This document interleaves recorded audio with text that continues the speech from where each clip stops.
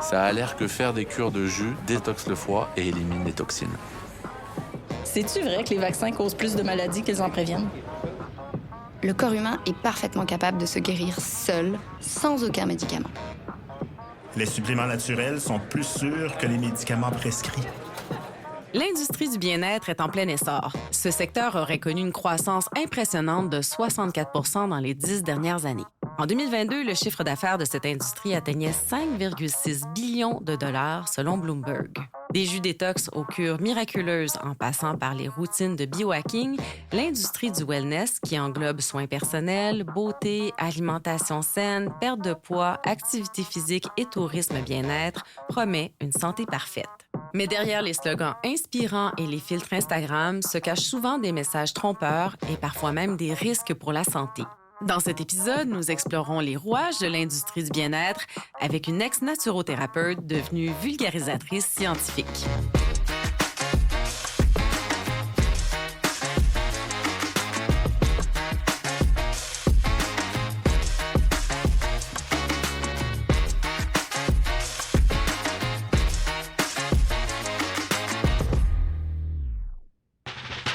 Bonjour, ici Eve Baudin, bienvenue au Détecteur de rumeurs. Aujourd'hui, on va décortiquer les pièges de l'industrie du bien-être avec Sonia Anvar, une communicatrice scientifique qui dédie son temps à outiller les jeunes pour reconnaître la désinformation en santé.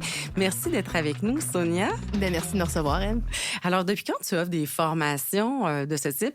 En fait, c'est relativement récent. J'ai commencé à offrir des conférences à l'automne 2024. Ça fait longtemps que j'ai cette réflexion-là, que j'ai envie de partager ça avec différents publics, mais ça m'a pris un temps depuis ma propre expérience à par la suite retourner sur les bancs de l'école pour enfin décider à partager l'information. Il faut dire que c'est un monde que tu connais bien, les médecines alternatives, parce que tu es une ex-naturothérapeute. Et donc, est-ce que tu peux nous parler justement de ce parcours-là? Oui, certainement. J'ai été naturothérapeute pendant pas loin de 8 ans. J'avais ma propre pratique, donc même avant que le terme influenceur-influenceuse apparaisse, j'étais une influenceuse santé, mais c'était avant l'apparition d'Instagram. On parle de quelle année à peu près? J'ai fermé ma pratique en 2014, puis j'avais commencé à peu près en 2007-2008. Ouais. Donc, sur les dernières années de ma pratique, Instagram existait, mais sinon, j'étais sur Facebook, j'avais une chaîne YouTube, je bloguais en ligne. Et je partageais du contenu un peu comme des créateurs de contenu le font aujourd'hui. Donc, pour mon auditoire qui me suivait, puis, j'utilisais beaucoup les cures de détoxification. C'était pas mal mon créneau.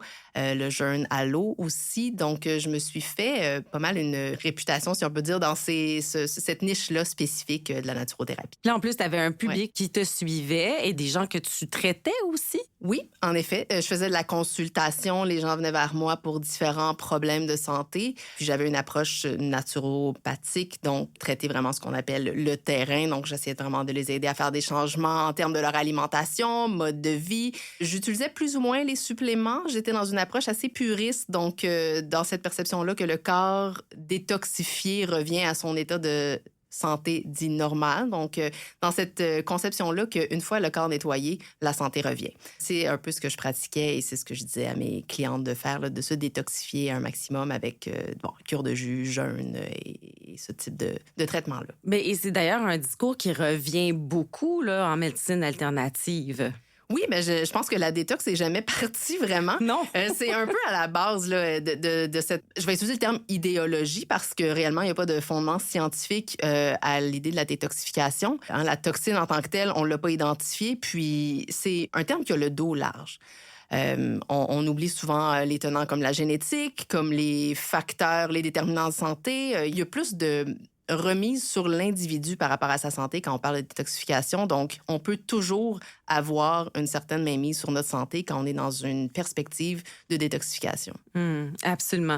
Et qu'est-ce qui s'est passé pour que tu aies un déclic, pour que tu commences justement toi-même à remettre en cause tes propres croyances? Il y a eu plusieurs déclics, je vais dire, parce que ça s'est pas fait du jour au lendemain. Mais évidemment, j'étais publique, donc j'avais une page Facebook, je partageais de l'information en ligne. Et il y avait ce que j'appelais à l'époque des détracteurs qui venaient commenter sous des publications en me disant ça a pas vraiment rapport, ça c'est de la chimiophobie, ça c'est pas basé sur des données probantes. Puis à un moment donné, je me suis dit, il faudrait que je sois plus solide dans mes argumentaires pour pouvoir vraiment démystifier là, ce qu'ils me disent.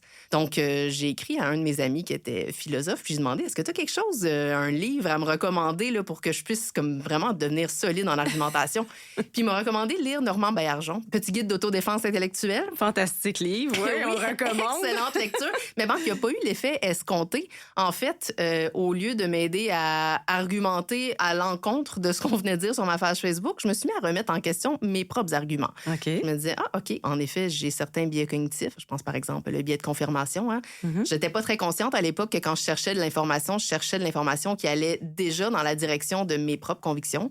Donc, par exemple, je cherchais très peu d'informations sur les aspects positifs de la vaccination. J'allais toujours à l'encontre. Mm-hmm. Et j'ai commencé à prendre conscience de mes propres mécanismes de réflexion par rapport à la santé en général et commencer un processus de déconstruction. Je me suis inscrite à l'université, j'ai fait des études en biologie, puis bien voilà, je suis ici aujourd'hui, puis j'ai tout déconstruit de ce que j'avais comme perception là, de ce monde-là. Mais c'est quand même courageux, là, parce que toi, tu avais étudié là-dedans, tu avais ton public, tu avais du succès, donc tu avais beaucoup à perdre de remettre en cause tes croyances, puis il fallait déjà réaliser que ce en quoi tu croyais, c'était des croyances et non pas des faits. Je trouve que ça demande du courage de voir ça en face quand même. Ouais, je le recommanderais pas. C'était vraiment pas une période facile de ma vie. Ça a pris une bonne année. Ouais. Puis, comme tu dis, j'avais construit ma vie autour de ça. C'était au-delà de juste une carrière. Là. C'était mon identité en tant que personne. Je compare souvent ce que j'ai vécu. Bon, j'ai jamais fait ça, sortir d'une secte ou sortir d'une croyance religieuse, mais il y avait aussi dans ma pratique énormément de spiritualité, de croyances spirituelles reliées à ça. Donc, cette déconstruction-là a fait en sorte que je suis sortie d'un monde complètement pour aller vers un autre monde. Puis, c'est venu aussi avec la perte de certaines amitiés, de pratiques courantes, de choix de vie. C'est encore surprenant, en fait, que j'ai le même conjoint qu'à l'époque. C'est quasiment un miracle qu'on soit passé à travers de ça. Là. C'est tellement énorme. Donc, ça a été toute une déconstruction identitaire aussi. Là. Oui. Et là, ce que tu as appris, dans le fond, c'est que tes croyances, c'était que des croyances, puis il n'y avait pas grand-chose de scientifique dans ton approche. Est-ce que c'est ce que je comprends? Je pense pas que tout était mauvais. Là, je veux dire, la base de ce que je recommandais aux gens... Quand on regarde ça de l'extérieur, de dire aux gens, manger plus de fruits puis de légumes, c'est pas mauvais en soi. C'est sûr. Mais quand on commence à dire aux gens, manger plus de fruits puis de légumes parce que ça va vous aider à vous détoxifier, parce que c'est des aliments détoxifiants, là, on commence à tomber un peu dans la désinformation. Donc, c'est pas tant ce qui était dit ou la recommandation, parce que, la plupart des recommandations, c'est des recommandations bonne hygiène santé. de vie. Exactement. OK. Mais c'est les fondements sur lesquels ces recommandations-là étaient posées qui étaient problématiques. Je comprends. Et donc, toi, tu as voulu partager, dans le fond, le résultat de cette quête-là avec les jeunes notamment. On va y revenir tout à l'heure. Mais moi, j'aimerais savoir avant où tu es rendu en ce moment-là. Donc là, tu fais une maîtrise sur quoi exactement? Oui. Là, j'ai décidé, après mes études en biologie, j'ai fait un certificat en transfert de connaissances, donc j'ai travaillé en communication scientifique, ce que je fais toujours.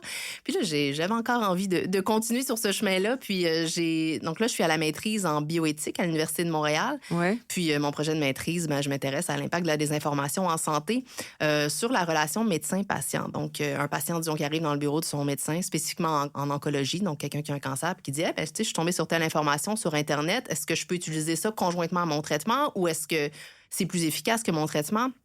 Ça peut causer beaucoup de tension au niveau de la relation médecin-patient. Donc, c'est mon intérêt de recherche, c'est ça, l'impact de la désinformation sur le dialogue entre les médecins et les patients. Et justement, toi, comme tu as déjà été de l'autre côté, là, tu dois avoir vraiment une façon différente d'approcher la désinformation en santé parce que ça donne un regard vraiment beaucoup plus profond, peut-être que quelqu'un d'autre qui n'a jamais baigné dans ce milieu-là des médecines alternatives, j'imagine. Oui, je pense que la différence, c'est que, en effet, en ayant été le sujet moi-même de mes recherches, ça fait en sorte que je crois que j'ai peut-être un petit peu plus de sensibilité par rapport à la motivation de ces personnes-là. On entend parfois que, c'est des charlatans, c'est des gens qui veulent juste de l'argent. Mm-hmm. Il y en a, évidemment, que c'est ça, mais pour la plupart, il y a une motivation réelle derrière ces partages-là, puis il y a une conviction que ce qu'ils font, c'est le bien.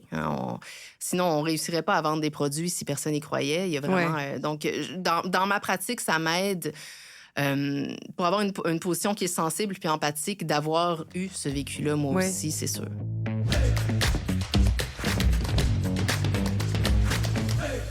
Alors, Sonia, si tu veux bien, on va décortiquer ensemble l'industrie du wellness, là, comme tu le fais avec les jeunes dans tes conférences.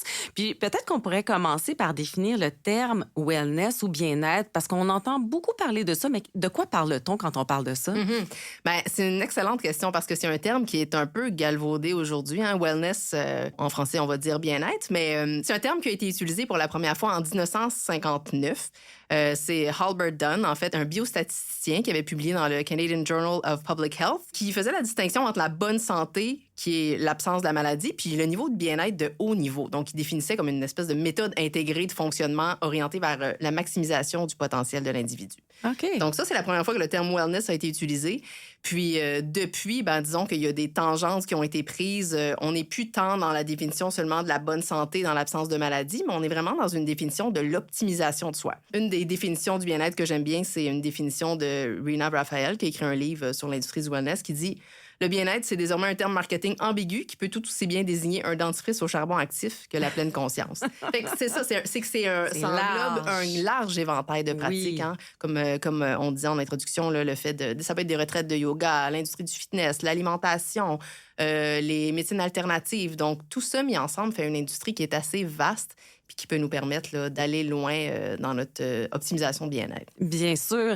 Et puis, c'est souvent lié, tu l'as mentionné tout à l'heure, à une idée d'autonomie médicale, où en fait que notre santé repose vraiment sur nos actions, puis qu'on peut un peu tout contrôler, en fait. Hein? Oui. Le dicton de base de cette industrie-là, c'est que notre santé, c'est notre responsabilité. On est dans un monde où, du moins en Amérique du Nord, une société qui est plus individualiste, donc où la vie en société tourne autour de la valeur centrale qui est l'individu. Puis ça veut dire que ça repose sur nos épaules souvent de réfléchir à notre santé puis de faire des choses pour se sentir mieux. On est dans des modes de vie qui sont compétitifs, il y a énormément de performances. On n'a pas le luxe de se réveiller fatigué le lendemain, de commencer à avoir des cheveux gris, des choses comme ça. Il y a énormément de pression. Donc, l'industrie du bien-être nous dit, vous avez la capacité de renverser ça, puis voici quoi faire. D'optimiser votre santé. Exactement. Oui. Puis on pourrait dire tant mieux, parce qu'effectivement, notre santé, on peut la prendre en main en faisant de l'exercice, en s'alimentant bien, hein, tout ça. On n'est pas contre la vertu, personne. Mais il y a un piège à cette façon de réfléchir aussi. C'est qu'il n'y a pas de finalité. C'est un peu ça. Même si on regarde la définition du bien-être de l'Organisation mondiale de la santé, c'est un état de bien-être physique, mental, psychologique. Qu'est-ce que le bien-être? Hein? C'est beaucoup de choses. Puis, est-ce qu'on peut toujours continuer à optimiser en quelque part? Ouais. Oui, hein? On a des journées où on est fatigué, on a des journées où on est un petit peu plus déprimé. On se sent peut-être jamais pleinement à notre potentiel maximal. Donc, étant donné qu'il y a toujours de la place à l'amélioration, l'industrie peut capitaliser.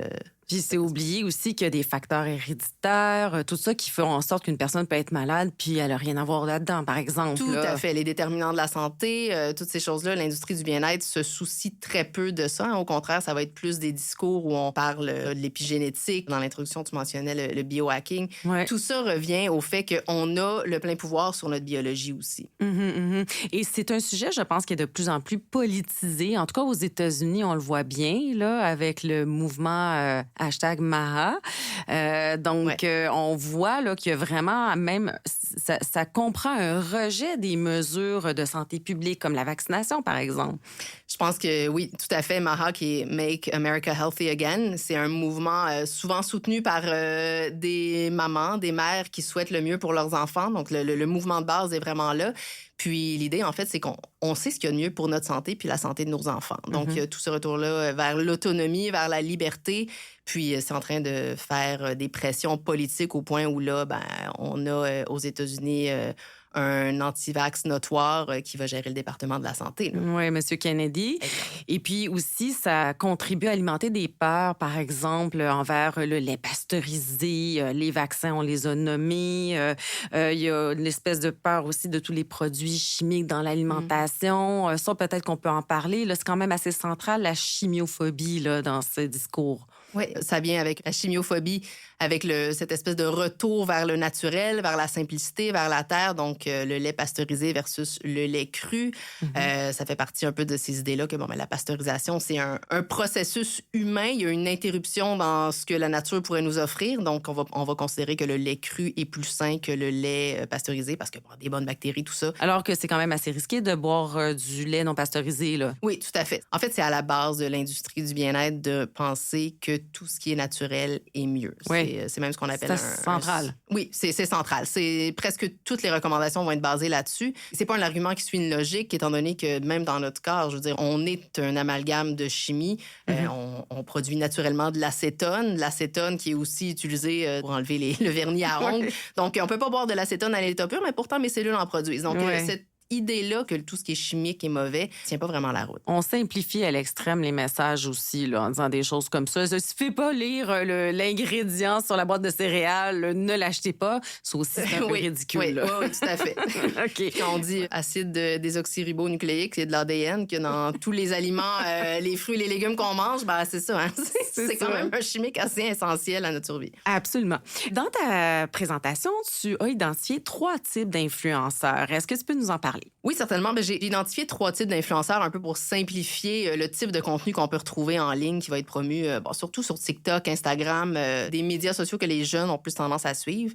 Donc, il y a 3 grands types. Il y a l'influenceur conspirituel, l'influenceur biohacker, puis l'influenceur opportuniste. L'influenceur conspirituel, je pense que dans le terme, ça dit tout. Hein? C'est un amalgame conspirituel de conspirationnisme et spiritualité. C'est un mouvement qu'on a vu prendre de l'ampleur pendant la pandémie. Hein. Beaucoup de gens qui avaient des tendances un peu New Age, spirituelles, s'amalgamaient avec des mouvements politiques pour ensuite promouvoir aussi des médecines alternatives.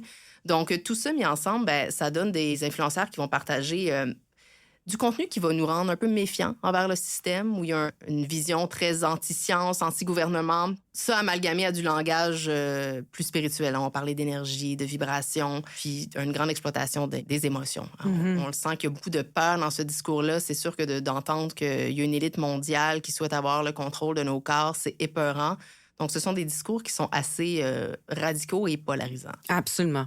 La deuxième catégorie? Un autre type d'influenceur qu'on va retrouver en ligne, c'est l'influenceur biohacker. Puis ça, c'est l'influenceur qui aime quand même la science. Mais on est plutôt dans la science avec une extrapolation de ce qu'on peut faire avec les découvertes les plus récentes. Donc, un grand désir d'optimiser le corps, souvent des discours qui vont prôner la longévité. Puis les approches qui vont être utilisées ici, on utilise beaucoup les biotechnologies. Donc, des trucs qui vont nous permettre de suivre notre glycémie, de suivre notre sommeil, toutes les montres intelligentes. Exactement, tout ce qui est tracking. Les suppléments aussi beaucoup, là, si je me réfère au documentaire sur Netflix, là, Don't Die avec Brian Johnson. Oui, c'est un peu le père du biohacking. Vraiment. Brian Johnson. Oui, alors lui, il y a toutes sortes de machines qui vont analyser son corps et le fait qu'il soi-disant rajeuni. Mais qu'est-ce qu'on mesure exactement? Ça, c'est pas vraiment expliqué. Puis on n'est pas aussi dans des études en double aveugle. Hein? C'est un individu qui teste des choses sur lui. Ça, on ne dit pas souvent à quel point c'est peu fiable. C'est ça reste quand même anecdotique. Puis en effet, qu'est-ce que ces tests-là nous permettent de déterminer réellement? Il y a toute une industrie derrière ça aussi. Les tests, comme les tests épigénétiques, la capacité à voir notre vieillissement biologique versus notre âge chronologique. Est-ce fiable vraiment? Là, ça, c'est discutable. Exactement. Quel type d'informations ça nous fournit? Puis comment est-ce que les interventions alimentaires ou supplémentaires peuvent renverser ces processus-là? Ça reste à déterminer. Exactement. Donc, c'est l'influenceur qui peut nous permettre de dépenser énormément d'argent si on est motivé. Oui, je vois ça, oui. Puis la troisième catégorie, c'est quoi? Ça va être l'influenceur que j'ai nommé opportuniste. Donc, c'est pas un influenceur qui a une niche en santé spécifiquement. Hein. Ça peut être un adepte de fitness, un cycliste, une jeune maman, quelqu'un qui aime jardiner. Donc, il y a déjà une grande visibilité sur les réseaux sociaux. Puis quand on a une grande visibilité en ligne, des fois, il y a des compagnies qui nous approchent pour qu'on fasse des publicités sponsorisées ou qu'on fasse la promotion de certains produits. Donc, cet influenceur-là, nécessairement, pour ça je l'ai nommé opportuniste, voit la capacité de, peut-être de faire un petit peu de sous avec les gens déjà qui le suivent. Mm-hmm. Puis, parfois, va faire la promotion de produits de type MLM, là, donc de vente multiniveau. Ouais. On a vu récemment un exemple d'une influenceuse qui vendait Isagenix.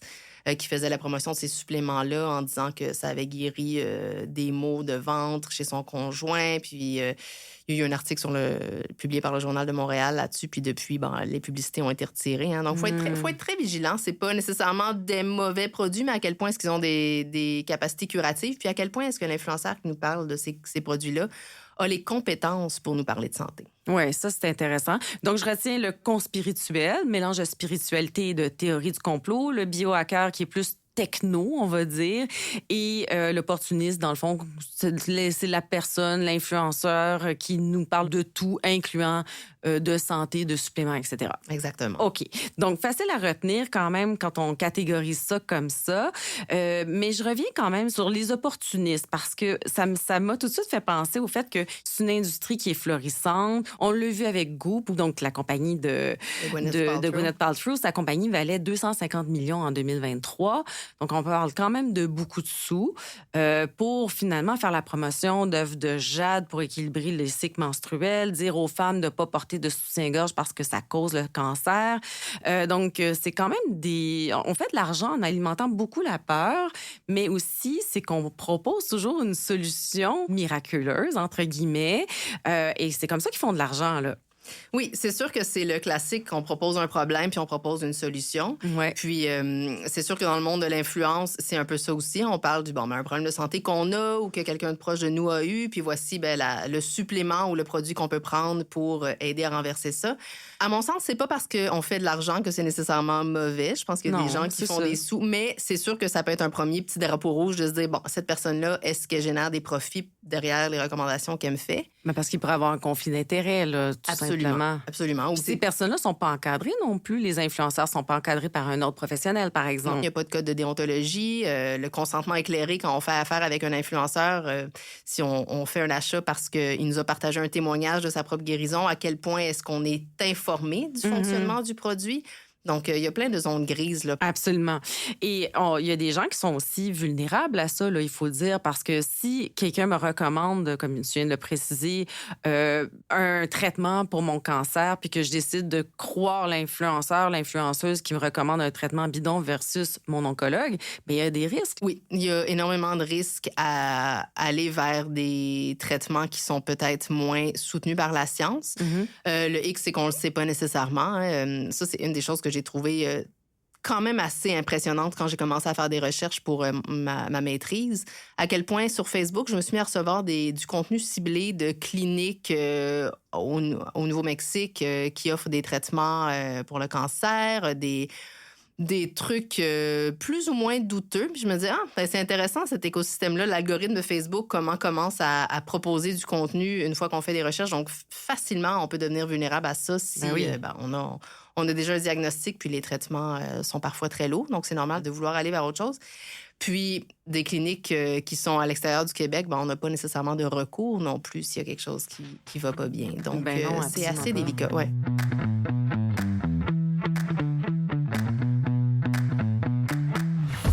Tu présentes aussi dans ta conférence les principales tactiques à repérer. Dans le fond, les drapeaux rouges là, au niveau de l'argumentaire qu'utilisent les influenceurs. Est-ce que tu peux nous les présenter? Oui, je mets de l'avant 5, j'appelle ça les tactiques de désinformation. 5 tactiques de désinformation qui vont être utilisées pour faire la promotion, en fait, d'informations trompeuses en santé. J'aime bien mentionner que c'est pas parce que des gens utilisent ces tactiques-là qu'ils le font de mauvaises intentions. Ça devient un peu naturel. C'est du marketing de désinformation, finalement. Donc, une des premières tactiques, c'est d'utiliser du langage émotionnel. C'est sûr que si on fait vivre une émotion à quelqu'un de l'autre côté de l'écran, il y a plus de chances qu'on va créer une connexion avec cette personne-là. Cette personne-là va avoir confiance en ce qu'on a à lui proposer. Puis si je lui dis quelque chose comme les médicaments que prescrivent les médecins peuvent avoir des effets secondaires, mais voici, moi, j'ai quelque chose qui cause pas d'effets secondaires. Ah oui, OK. J'ai nécessairement peur d'avoir un effet secondaire, mais peut-être que je vais aller vers quelque chose qui me promet de ne pas en avoir. Bien sûr. Donc, de jouer sur la peur, des fois sur l'espoir aussi. Des émotions fortes, c'est un des drapeaux rouges. Hein? Absolument. De vivre des émotions quand on écoute du contenu en ligne, c'est un des drapeaux rouges. OK. Après ça, l'usage du témoignage personnel. Donc, de partager une histoire basée sur sa propre expérience vécue. Celle-là, elle est assez populaire. Hein? Puis, quand on parle d'ordre professionnel, quand on va sur le site d'un psychologue, disons, il n'y a pas de témoignage de Madame Audrey Saint-Cyr. Sans donc bien, après ses consultations avec sa psychologue, ben voilà. Dans le monde de l'influence, on n'a pas ce code de déontologie-là, on n'a pas ces règles à respecter. Donc, on peut utiliser nos propres témoignages pour vendre des produits. Ouais. Puis ça, pourquoi on devrait s'en méfier, ben c'est pas représentatif. Hein? Un seul témoignage, une seule expérience vécue. Et c'est délicat, ça, parce que souvent, la personne qui témoigne d'un bienfait va l'avoir réellement ressenti. Mm-hmm. Et quand on écoute un influenceur, on a souvent confiance en cette personne-là. Il y a un lien qui s'est développé. C'est difficile de croire que ce qu'elle nous dit, c'est pas vrai. Mais c'est pas nécessairement faux parce qu'elle nous ment, mais c'est faux parce qu'il y a plein de raisons qui font en sorte qu'on peut avoir l'impression qu'un traitement a fonctionné sans qu'il ait réellement fonctionné. Le témoignage personnel, c'est quelque chose que personnellement, j'utilisais beaucoup à l'époque. Ouais. Puis je me souviens, j'ai fait longtemps la promotion de l'homéopathie comme étant un remède efficace. Puis ça avait été efficace pour moi parce que, quand j'étais jeune, quand j'avais 18-19 ans, j'ai été 1 an sur une alimentation qu'on dit crudivore. Donc, je ne mangeais que des fruits et des légumes, très peu de gras. J'avais perdu énormément de poids. Ah oui. Puis pendant 3 mois, j'ai été en aménorrhée. Donc, j'ai perdu mes règles. Donc, je suis allée voir une naturopathe qui m'avait recommandé de commencer à manger plus de gras et aussi m'avait prescrit un produit homéopathique. Puis j'ai pris le produit pendant quelques semaines, j'ai recommencé à manger les gras, puis après quelques temps, mes menstruations sont revenues. Puis je me suis dit, voilà, ce produit-là est super efficace, là, j'ai recommencé à avoir mes règles. C'était l'alimentation qui avait... Ouais. Mais c'est normal, il y a un biais d'ancrage là où on prend un médicament, on a l'impression que ce produit-là, qui est supposé avoir une action curative, l'efficacité, on met sur le dos du médicament. Donc, c'est un réflexe qu'on a, mais qui ne reflète pas nécessairement la réalité. Donc, il peut y avoir ça qu'on appelle le biais de confirmation. On va chercher à avoir confirmation du produit qu'on prend. On va penser que l'efficacité vient de là. Mm-hmm. L'effet placebo aussi, hein. C'est sûr qu'on le sous-estime souvent, mais en fait, l'effet placebo peut nous permettre de ressentir des bien-être par rapport à des suppléments, des produits qui n'ont pas nécessairement d'effet. Puis pourquoi l'effet placebo, on devrait moyennement recommander des produits juste parce que l'effet placebo est efficace. Quand on pense à des médicaments, on fait des essais cliniques, puis on va souvent faire de la recherche sur un médicament puis le comparer non seulement à l'effet placebo, mais en fait au médicament qu'on connaît, qu'on a déjà développé, qui est efficace pour un problème de santé. Donc, par rapport à l'anxiété, on va prendre un médicament pour l'anxiété qu'on sait qui est déjà efficace, puis le nouveau médicament, on va le comparer à ça, pas à l'effet placebo, pour être sûr d'avoir la chose la plus efficace. Absolument. Puis aussi la régression vers la moyenne. Là, des fois, on prend un médicament, par exemple pour le rhume, mais 3 jours après le début du rhume, et donc on serait retourné à un état normal après quelques jours. Exactement. Même si on prend de l'échinacée au jour 2, c'est ça. C'est facile de mettre ça sur le dos de l'échinacée, la régression vers la moyenne, mais tout naturellement, quand on a un problème de santé, comme un rhume, comme tu nommes, on va tranquillement aller vers le mieux. Donc, on peut encore une fois mettre sur le dos du produit notre guérison quand tout naturellement, le corps a retrouvé son état de santé. OK. Donc, témoignage personnel, un autre drapeau rouge. La 3e tactique que tu as identifiée, c'est quoi? L'utilisation du jargon scientifique. Oh là, oui. Pseudo-scientifique, mais oui. Oui, c'est ça. L'utilisation, des fois, de gros mots qui peuvent impressionner puis donner un aspect plus crédible à ce qu'on cherche à vendre ou à partager. Mm-hmm. Donc, on peut être facilement impressionnable devant quelqu'un qui semble connaître plus cette information-là que nous. Mais ça, il faut faire attention. Si vous ne comprenez pas quelque chose, c'est soit que la personne est vraiment une mauvaise vulgarisatrice, ce qui est possible, ou sinon, c'est peut-être parce qu'elle fait usage de gros mots pour vous impressionner. Ouais. Puis, un exemple que je donne dans ma conférence, c'est l'activité relaxante du Zen Blend, un produit pour l'anxiété qui est efficace parce qu'elle est riche en anthocyanes puis en acide phénolique. Oui, tout de suite, on utilise des mots qu'on ne connaît pas, exact, donc ça donne un sérieux. Oui, une allure de sérieux. On a l'impression que, des molécules qui sonnent scientifiques, ça, c'est efficace. Absolument. Donc, il faut être vigilant là-dessus. Puis, ça peut être aussi au niveau du visuel, hein, des personnes habillées en sarrau blanc, des sites web qui nous paraissent un peu plus médicaux. Donc, d'utiliser les codes de la science pour faire passer de la désinformation en santé. Mm-hmm. Donc, jargon scientifique, attention. Ta 4e tactique, c'est quoi? La cueillette sélective. Donc ça, la cueillette sélective, c'est de choisir des données d'études qui vont servir à appuyer un argument, puis écarter celles qui vont contredire notre argument. Ça, encore une fois, on le fait pas nécessairement consciemment. Hein. On va soit récupérer un truc qu'on a vu passer ou quand on a déjà l'impression que ce produit-là va être efficace, on va aller chercher des données qui viennent appuyer notre point de vue versus regarder la littérature scientifique en général. Donc, il faut s'en méfier parce que une seule étude ne dit pas grand-chose sur le consensus qu'il y a par rapport à cette problématique-là. Donc, quand on vous cite une étude, c'est un premier drapeau rouge. C'est comme, OK, surtout, je reprends l'exemple de l'anxiété parce qu'il y a beaucoup de désinformation sur la santé mentale. Si on vous cite une étude par rapport à un produit qui est efficace pour l'anxiété, une étude, l'anxiété, il y a beaucoup de recherches sur ce sujet-là. Ouais. Pourquoi est-ce qu'on parle de cette étude-là spécifiquement? Est-ce qu'il y en a d'autres et est-ce qu'il y a un consensus aussi? Exactement. Et donc, la 5e tactique que tu as identifiée, c'est quoi? La 5e tactique, c'est le discours conspirationniste. Donc, des explications qui vont donner du poids à l'idée qu'un petit groupe d'individus, qui va être généralement une élite secrète, malveillante, contrôle la science, la médecine. Donc ça, on l'entend souvent, le discours un peu sur le médecin qui cherche juste à vendre des pilules, le Big Pharma qui va être derrière notre système de santé. Puis, c'est un discours qui nous amène dans une pensée qui est très radicale, polarisante. Donc, c'est noir ou c'est blanc. Il y a très peu de nuances. C'est vrai qu'on peut se poser mille une questions sur la qualité de notre système de santé actuellement, mais de là à dire les médecins, c'est tout des vendus, puis on devrait faire affaire avec notre naturothérapeute ou quelqu'un en ligne parce que les médecins sont vendus, mais là, on tombe dans des discours qui sont peu nuancés, puis il n'y a pas de réfutation possible.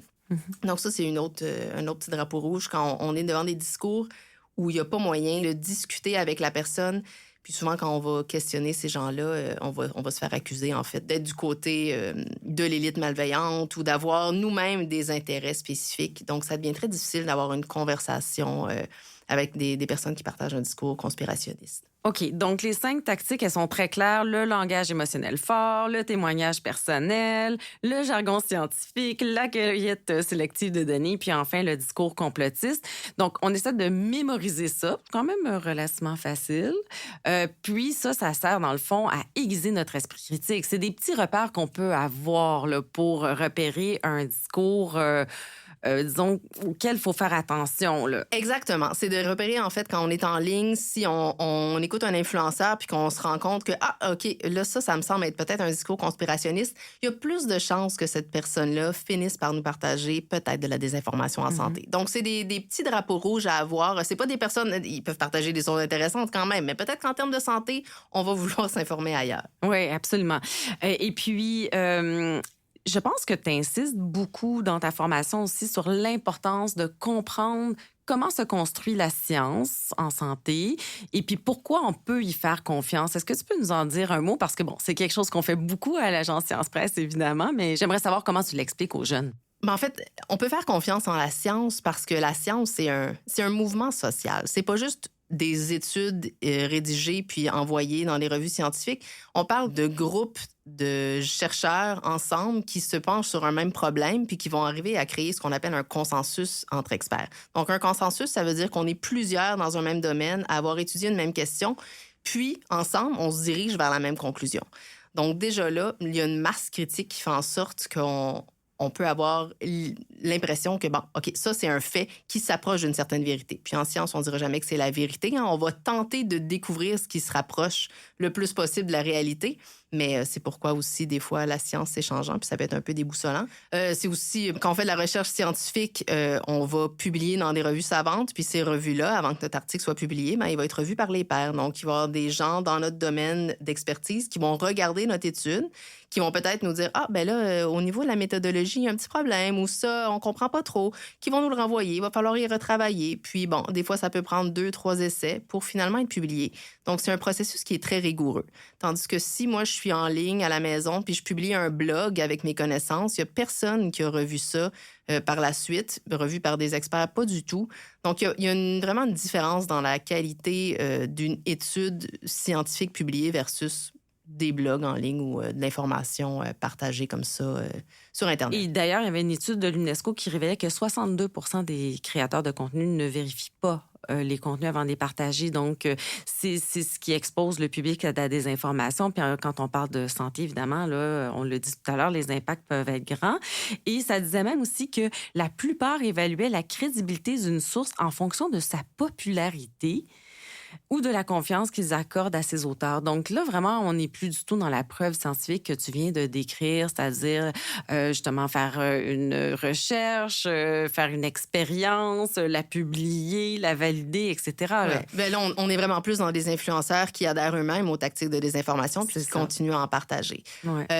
C'est sûr que moi, je m'adresse aux jeunes qui sont pas nécessairement les influenceurs, mais qui sont en ligne, qui vont regarder ce type de contenu-là. Mais il y a aussi une initiative québécoise, Science Influence, qui s'intéresse à former les influenceurs pour qu'eux puissent apprendre à faire la différence entre des bonnes informations, des informations trompeuses, avant de partager ça avec leur public. Donc, c'est important, je pense, d'avoir des actions ciblées à différents niveaux là, du partage de désinformation pour s'assurer, justement, que ce soit plus si populaire puis si facile à propager. Puis, il y a les formations, je profite pour souligner les formations de l'Agence Science Presse. Il y a une formation qu'on vient de lancer, Décoder l'info scientifique, là, qui s'adresse au grand public, mais aussi aux influenceurs, à tous les professionnels de l'information. Là. Donc, je mettrai les informations dans les notes du balado. Moi, je suis curieuse, en terminant, de savoir comment les jeunes réagissent quand tu leur décris tout ça, quand tu leur présentes les caractéristiques des influenceurs en santé ou en bien-être.